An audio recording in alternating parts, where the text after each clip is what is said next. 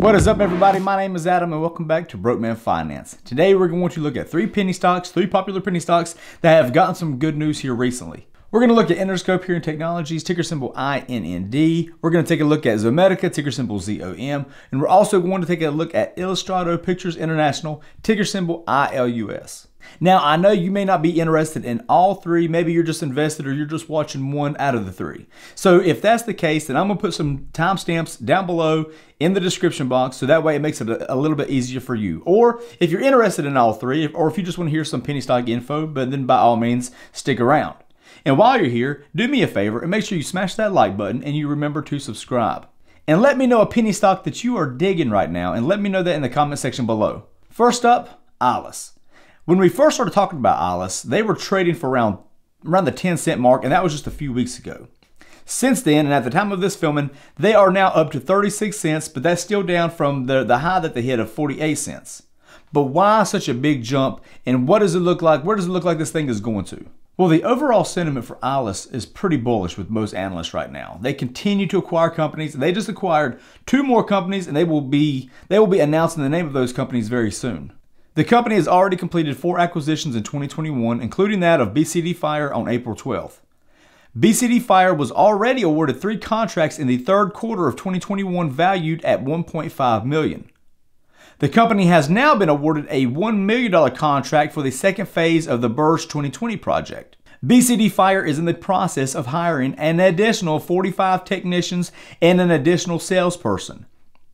The additional 45 technicians will put the company in the position to apply for the lucrative A-level license for that supply, installation, and maintenance of fire protection systems in residential, industrial, and oil field facilities in the United Arab Emirates. Ilus CEO Nick King alluded that the next financials that they put out are going to be fantastic.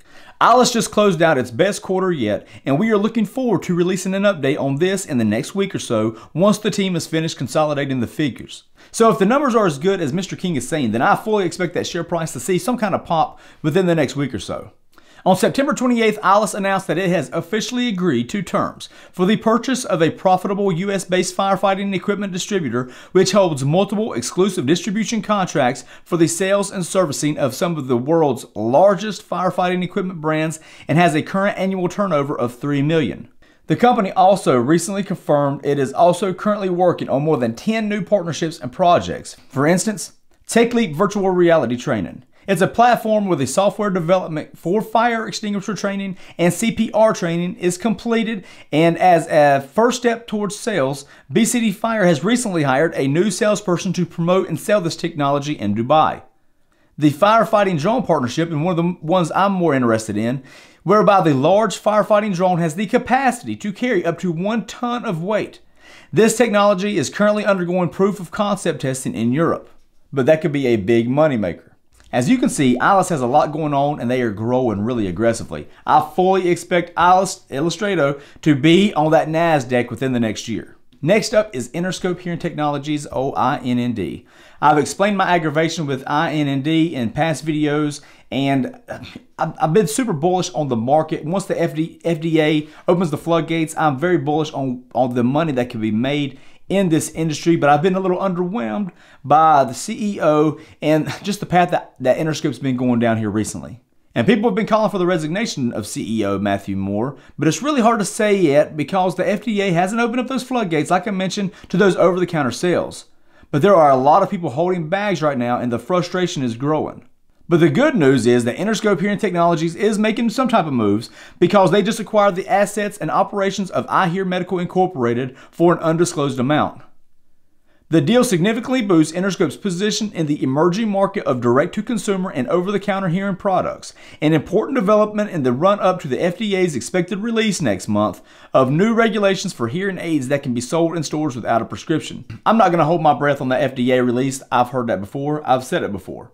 However, if it happens, fantastic. But something happened here recently that got me more excited for Interscope than anything that Interscope has actually done lately.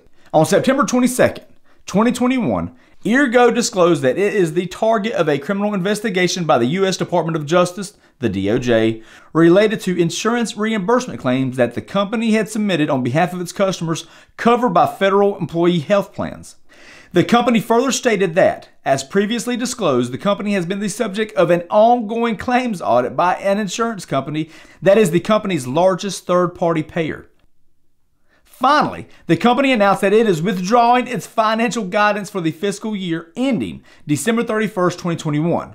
On that news, Ergo's share price dropped, I think, around 65% just on that news. Now, back in April, they were trading for around $60 per share. Now they're just a little bit above $6 per share. Now, why is that significant? Because I think that may drive investors to Interscope Hearing Technologies. They want to be exposed to this market that we've been waiting on forever from the FDA to release. So that may drive more investors and customers to Interscope, because Ergo was a big player in this space, and they were set to take up a big chunk of that market. So that may actually help out Interscope a lot if Interscope can make the right moves and take advantage of that opportunity. So, considering the timing of the FDA and that Ergo drop-off, it could be a great opportunity for CEO Matthew Moore and Interscope to really come out swinging. Now, let's see if they can. And if you are looking for something a little risky, it may be a great time to purchase some shares for less than a penny. You can get a lot right now for very little with a company that has a lot of potential coming up, if they can capitalize. Lastly on the list, and speaking of holding bags, because I know a lot of us are, let's talk about Zomedica. Zomedica had a nice pop the other day, and at one point that share price had jumped 21% on that good news, which is good because the true form of sales has been really low, but we kind of expected that. We talked about that in my last Zomedica video. Let's talk about the problem first. So there's been delays with its supplier in getting the test assays used with the TrueForma equipment. These cartridges aren't the only main way the company plans to make money from the device, but until those cartridges are available, very few veterinary practices are going to buy the system. But the good news, the issue could be resolved in the next few months once they are able to get their hands on those test assays once again. So once we are able to get the test assays, you could see a significant spike in sales coming. But we won't know until a few months goes by. But the good news that made this thing jump the other day was that Zomedica struck a deal to acquire Pulse Veterinary Technologies. Pulse's electric hydraulic shockwave technology has an array of veterinary applications such as tendon, ligament, bone, and wound healing. It uses high-energy sound waves to stimulate cells and the release of healing factors in animals. The all-cash transaction values Pulse at $70.9 million. One of the strongest, if not the strongest part of Zomedica's finances was the amount of cash that they had on hand, ready to deploy on acquisitions just like this. Now, even with this acquisition, they are still sitting on around $276 million.